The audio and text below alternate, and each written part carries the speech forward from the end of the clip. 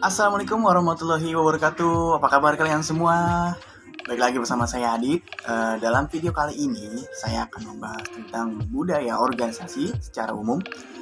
Dan juga dalam materi ini mungkin teman-teman semua ada yang sudah masuk dalam materi ini dalam dunia perkuliahan atau dalam dunia sekolah.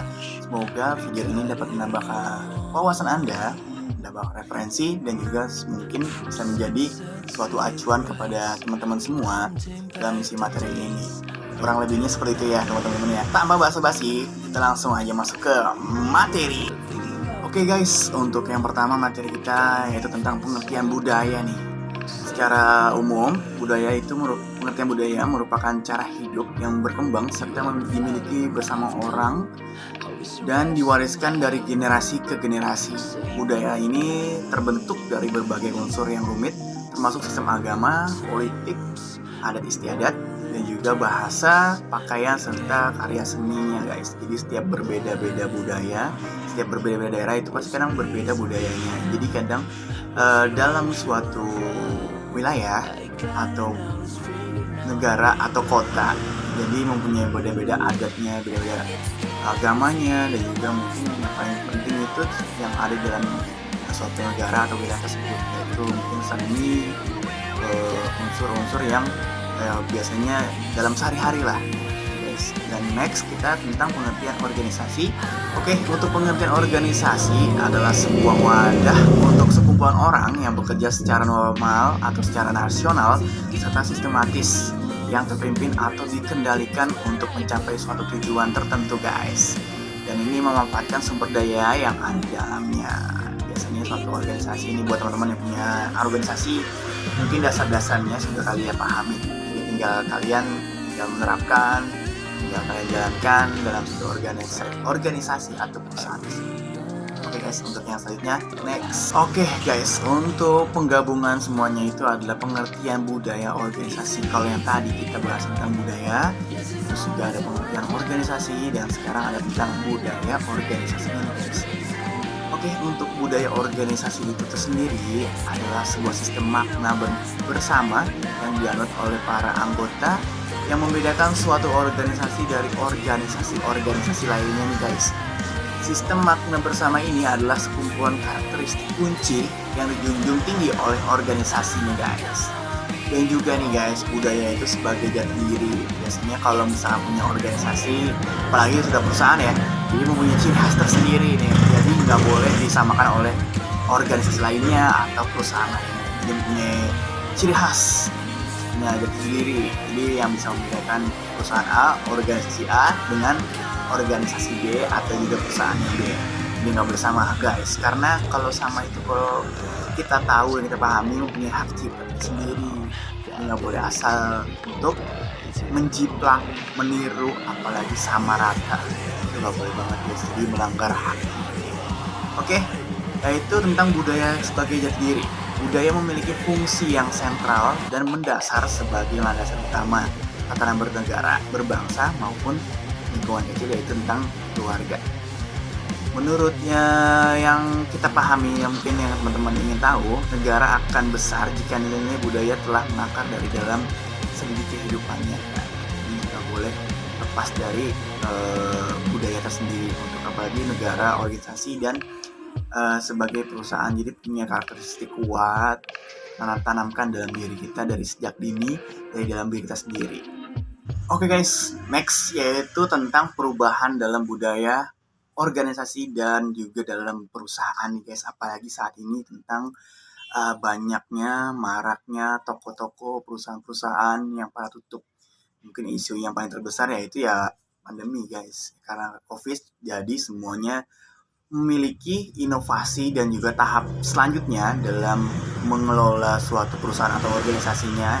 Yang paling penting sih mungkin dalam organisasinya dan juga perusahaan ya, karena dalam mengelola perusahaan harus mempunyai inovasi atau cara-cara tersendiri agar tidak kalah bersaing dengan yang lainnya, apalagi sampai tutup, jangan sampai ya guys. Yaitu karena perubahan budaya organisasi atau perusahaan ini sangat berperan penting dalam menciptakan kelancaran dalam segala aspek yang berjalan dalam perusahaan tersebut. budaya perusahaan yang merupakan fondasi yang berisi norma-norma atau ya pakemnya nih guys, pakemnya dalam perusahaan dalam menjalankan operasionalnya, dan juga sebagai nilai-nilai dan cara kerja karyawan yang biasanya yang A, B, standar SOP-nya seperti ini, sekarang kita akan rubah menjadi suatu inovasi atau next level dalam menangani isu COVID ini. Sebenarnya bukan isu ya, sebagai ini sudah menjadi ya hal yang di depan mata ya, fakta ya, buat teman-teman semua yang turunnya ekonomi, turunnya daya jual, daya beli juga menjadi menurun juga karena memikirkan untuk kebutuhan sehari-hari. Dan juga cara untuk para pengusaha dalam menanggapi hal tersebut ya dengan ini, dengan merubah perubahan dalam suatu organisasi dan juga dalam perusahaannya. Mungkin banyak hal ya, dari mungkin cara marketing, cara menawarkan yang lebih intens kepada customer, biasanya lewat brosur, biasa kita sebar, atau mungkin pelayanannya atau cara marketingnya, cara marketingnya dengan cara sebar, cara banyak, cara massal. Tapi sekarang banyak yang orang caranya itu dengan cara WhatsApp, biasanya pesan WhatsApp di grup broadcast, dan juga dari teman ke teman, lebih banyak yang langsung tertuju kepada customer tersendiri atau calon customer tersendiri. Maka dari itu semuanya dirubah dari cara kerja karyawan, kebiasaan yang bermuara pada kualitas kinerja kerja perusahaan tersebut atau karyawan tersebut. Dalam mengelola perubahan ini, seni untuk memproses di mana perubahan sistem yang dilakukan secara terkendali dengan mengikuti kerangka kerja yang sudah ada, jadi mempunyai adaptasi yang baru nih guys. Organisasi yang sukses adalah organisasi yang berhasil mendapatkan atau menanamkan dan menerapkan perubahan ini menjadi suatu inovasi terbaru dan juga menjadikan ini menjadi hal yang positif guys. Oke guys, dan juga ada penolakan dalam organisasi. Sebenarnya penolakan ini bersifatnya positif ya, karena menolak untuk begitu-gitu aja. Jadi kita harus berubah, jadi harus move on, kita harus go ahead, kita harus berpikir ke depan, jadi kita harus berubah. Jadi kebiasaan yang lama jadi perubahan yang baru, dan juga menjadi suatu hal yang positif dan inovatif bagi perusahaan ya, untuk mendapatkan keuntungan ya guys tentunya. Oke, berikut ini ada beberapa cara yang mungkin teman-teman bisa atau menjadi acuan yang nggak paku juga buat teman-teman semua. Ini hanya untuk mungkin dari saya atau teman-teman semua. Caranya yaitu sebagian kecil dari saya, yaitu tentang mungkin edukasi ya kepada dari karyawan tersendiri, product knowledge dari karyawan tersendiri, baru kita akan ekspor ke customer atau calon pelanggan kita juga. Dan juga komunikasi, sosialisasi dari semua tim, semua kru, agar lebih paham dari produk knowledge yang apa yang kita jual, apa yang kita punya, yang kita produksi untuk kita kembangkan dan kita akan jual kepada customer. Dan juga paling penting adalah sebagai orang pengusaha, apalagi sebagai karyawan yang mempunyai dedikasi tinggi terhadap perusahaannya, yaitu loyalitas ya guys. Karena loyalitas itu mempunyai peran penting banget dalam perusahaan, dari karyawan untuk perusahaan, dan kita akan jual produk kita agar mendapatkan hasil. Next yaitu tentang faktor keunggulan dalam bersaing guys. Jadi dalam bersaing itu kita juga harus mempunyai tata tertib ya kan, jangan asal serobot, asal sikat ya kan. Kita harus punya etika-etikanya guys. Jadi ada faktor keunggulan dalam bersaing, yaitu hasil penelitian ini berhasil menemukan bahwa ada dua faktor yang dapat mempengaruhi secara signifikan keunggulan bersaing, yaitu orientasi pasar dan juga adaptasi atau adaptabilitas lingkungan guys. Jadi mempunyai info-info atau riset-riset tertentu untuk bisa menjual produk kita yang kita produksi untuk kita jual. Jadi kita harus riset, kita harus tahu apa yang dibutuhkan oleh para calon pelanggan kita agar tidak salah sasaran guys. Dan juga pengertian keunggulan kompetitif atau keunggulan bersaing, yaitu adalah kemampuan yang diperoleh melalui karakteristik dan sumber daya suatu perusahaan untuk memiliki kinerja yang lebih tinggi dibandingkan perusahaan lain pada industri atau pasar yang sama. Jadi banyak saingan, banyak kompetitor, tapi kita harus mempunyai daya kemampuan yang tinggi, inovasi yang tertinggi, dan juga mempunyai hal yang positif yang paling penting ya, agar bisa mendapatkan keuntungan yang sangat tinggi. Walaupun saat ini memang agak susah, tapi diusahakan. Kita sudah di ujung acara, ujung video ini.